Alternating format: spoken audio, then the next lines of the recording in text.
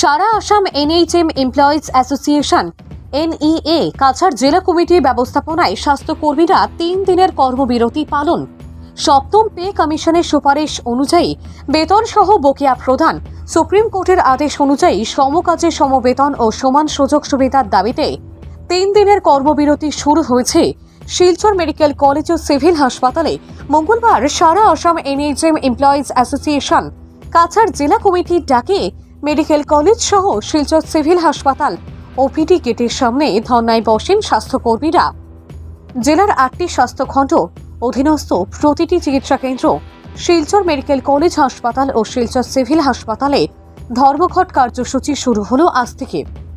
জেলা স্তরে সম্মিলিতভাবে শিলচর সিভিল হাসপাতাল এবং জেলার প্রতিটি ব্লকের এনএইচএম কর্মীরা কর্মবিরতিতে যোগ দেন।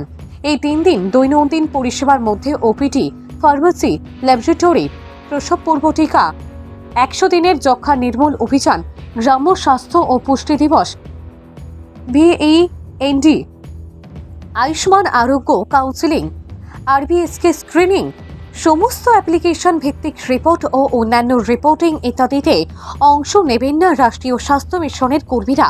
একমাত্র যেখানে নিয়মিত কর্মী নেই সেখানে কালো ব্যাজ ধারণ করে জরুরিকালীন পরিষেবায় নিয়োজিত থাকবেন সংশ্লিষ্ট কর্মীরা। একান্ত জরুরি পরিষেবা ছাড়া কোনো ধরনের স্বাস্থ্য পরিষেবায় জড়িত থাকবেন না এনএইচএম এর চিকিৎসক, ল্যাব টেকনিশিয়ান, নার্সরা। সাংবাদিক ভাইয়েরা, আমাদের এই দাবি অনেক দিন থেকেই চলছে। 2015 সাল থেকে আমাদের এই দাবিগুলো চলে আসছে এবং আমরা আগেও এভাবে আন্দোলন করেছি। এবার আমরা 3 দিনের কার্যসূচি হাতে নিয়েছি এবং 3 দিনের কার্যসূচির মধ্যে আমাদের মূল দাবি 3 দফা দাবি। প্রথম দফা দাবি হচ্ছে আমাদের চাকরিটা স্থায়ীকরণ, যেটাকে বলা হয় রেগুলারাইজেশন অফ যেটা সার্ভিস, যেটা এমপ্লয়মেন্ট যেটা আছে, চাকরি স্থায়ীকরণ। এবং যারা এনএইচএমে কাজ করছে, দীর্ঘদিন থেকে কাজ করছে এবং যারা স্থায়ীকরণ যখন নিয়োগ প্রক্রিয়া নেওয়া হয়, ওই এনএইচএমের এমপ্লয়িজ থেকে তারা ওদের কাছ থেকে স্থায়ীকরণে নেওয়ার জন্য আমরা ভ্যাকেন্ট খালি শূন্য পদগুলা ওই তাদের দিয়ে পূরণ করার জন্য আমাদের একটা প্রথম দাবি।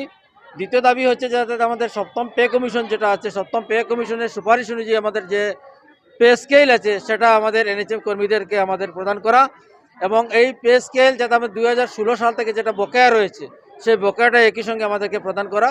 এবং 3 নম্বর দাবি সেটা প্রধান একটা দাবি রয়েছে, যেটা ভারতের সুপ্রিম কোর্টের সেটা আদেশ, যেটা সমান কাজের সমান বেতন। আমাদের সঙ্গে আমরা রাত দিন কাজ করি, আমরা মিশন মোডে কাজ করি, আমাদের সঙ্গে রয়েছেন স্থায়ী কর্মচারী, তারা যে হারে বেতন পান আমরা তাদের থেকে অর্ধেক বেতন পাই। হ্যাঁ, কিন্তু সুপ্রিম কোর্টের নির্দেশ রয়েছে একই কাজে যারা দুজন একই স্তরে একই ইনস্টিটিউশনে যারা কাজ করছেন, সমান কাজ করছেন, অথচ তাদেরকে বেতন দেওয়া হচ্ছে না সমানভাবে। সেই সুপ্রিম কোর্টের আদেশ অনুযায়ী আমাদের দায়িত্ব সুপ্রিম কোর্টের আদেশ অনুযায়ী এই সমান কাজে সমান বেতনটা প্রদান করা, সেটাই হচ্ছে আমাদের একটা দাবি। প্রধান তৃতীয় এবং শেষ দাবি। তো আমরা এই নিয়ে আজকে 4, 5 এবং 6 তারিখ আমরা 3 দিনের আন্দোলন কার্যসূচি হাতে নিয়েছি। জেলা স্তরে আমাদের শিলচর সিভিল হাসপাতালে আমাদের অর্গানাইজ করা হয়েছে এবং কাছাড়ের 8টি স্বাস্থ্য ব্লক রয়েছে।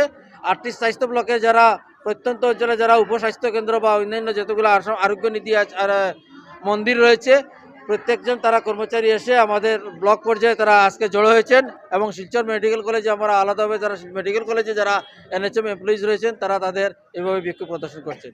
ধন্যবাদ। আজকে আমার এনএইচএম এমপ্লয়িজ আমাদের যতজন কাছাড় জেলার যত এমপ্লয়ি রয়েছেন কেউ বাদ যায়নি। আমরা এক্সপেক্ট যারা একমাত্র ইমার্জেন্সি সার্ভিস, হ্যাঁ, অ্যারাউন্ড 700 আমাদের আন্দোলনে সামিল হয়েছে, মানে আরএম 7 আছে, এক্সেপ্ট আমরা ইমার্জেন্সি সার্ভিস যাতে যেমন ধরলাম অ্যাক্সিডেন্ট কেস, কোনো লেবার এবং বার্ন ট্রমা, ওই সার্ভিস বাদে আমাদের এনএইচএম এমপ্লয়িরা আজ কোনো ধরনের সার্ভিস দিচ্ছে না। ওইগুলো হচ্ছে এবং এনএইচএম এমপ্লয়িজ অ্যাসোসিয়েশন, আমরা 2টি সংগঠন আমরা এখানে এই ধর্মঘটের আয়োজন করেছি। অ্যাকচুয়ালি আসামে সেটা অল আসাম টেকনিক্যাল অ্যাসোসিয়েশন যেটা আছে সেটা এনএইচএম এমপ্লয়িজ যত 32 সংগঠন রয়েছে এনএইচএমের সবগুলি সংগঠন মিলে এই সংগঠনের আয়োজন করা হয়েছে। এই সংগঠন সবাই মিলিয়ে আমাদের আয়োজন করা হয়েছে এবং আমরা সরকারের কাছে আমাদের সেই দাবি উপস্থাপন করছি। উনি যখন স্বাস্থ্যমন্ত্রী, বিগত সরকারের কংগ্রেস আমলের স্বাস্থ্যমন্ত্রী ছিলেন, উনি আমাদের এনএইচএম এমপ্লয়িজদের চাকরি স্থায়িত্বকরণের তিনি পুরো আশ্বাস প্রতিশ্রুতি দিয়েছিলেন, কিন্তু এখন উনি বেমালুম মূল্য গেছে। আমরা রিকোয়েস্ট করব, আমরা অনুরোধ করছি যাতে আমাদের যারা সমগ্র শিক্ষা বিভাগে যারা আছেন তাদেরকে চাকরির স্থায়িত্বকরণ ধাপে ধাপে সবাইকে স্থায়িত্বকরণ করা হয়েছে, কিন্তু আমাদেরকে অবহেলা রেখে এই স্বাস্থ্য বিভাগের NHM এমপ্লয়িজ যারা সব তাদেরকে অবহেলা রেখে চলে যাচ্ছেন, আমাদেরকে এড়িয়ে চলছেন। জানি না কি হয়। আমরা দাবি জানাই যে আমাদের NHM এমপ্লয়িজদেরও ওই অন্যান্য যারা টিকাভিত্তিক কর্মচারী যারা যেভাবে সুযোগ সুবিধা দেওয়া হয় আমাদেরকে সেই সুযোগ সুবিধা দেওয়া হোক। আমরা all Assam technical association staff, আমরা দীর্ঘদিন থেকে 2006 থেকে আমরা দীর্ঘদিন থেকে কাজ করিয়া পাইছি। আমরা এই সরকারে কোনো ধরনের সুযোগ সুবিধা দিচ্ছে না। আমরা CM-এর কাছে বারবার মেমোরেন্ডাম দিচ্ছি। আমরা লোকাল MLA MP বিত্তমন্ত্রী সবার কাছে আমরা তুলে ধরছি যে আমাদের কোনো ধরনের সুযোগ সুবিধা নাই, এমনকি আমরা দিন রাত্রি সমান হয়ে গেছে। আমরা সেই কাজের বিনিময়ে নিজের ফ্যামিলি কিচ্ছু আমরা দেখতে পাচ্ছি না, এবং নিজেরই আমরা দেখতে পাচ্ছি না, শুধু আমরা ওয়ার্ক করে যাচ্ছি।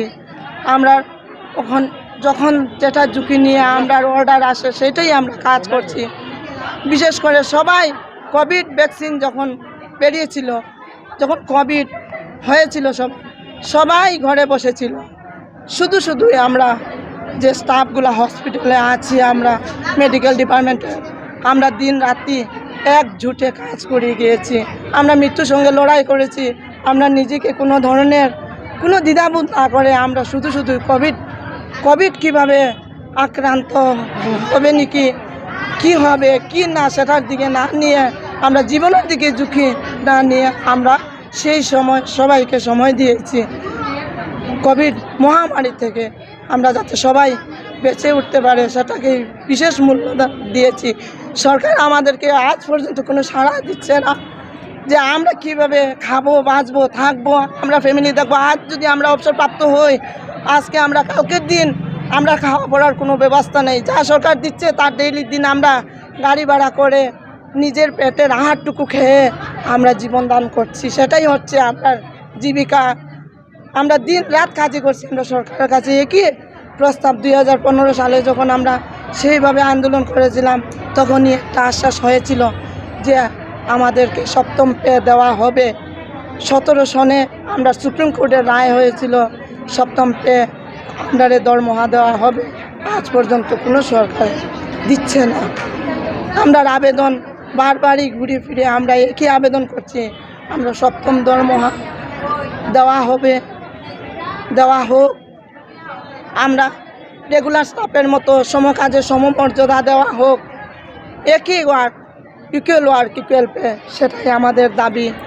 আর যেগুলো বছর নতুন করে আমরা চাকরি হচ্ছে হেলথ স্টাফের, সেগুলো NHM থেকে টেকনিক্যাল স্টাফগুলো রেগুলারাইজ করার দাবি আমার দীর্ঘদিন থেকে সেটাই করে আসছি। সেই দাবিগুলো আমাদের সরকার মেনে নেওয়ার জন্য আজ এই আমরা আন্দোলন 4-5-6। যদি সরকার আমাদের এই 4-5-6-এর মধ্যেও কোনো ধরনের আশ্বাস না পায়, আমরা দীর্ঘদিন সেই আন্দোলন করে যাব।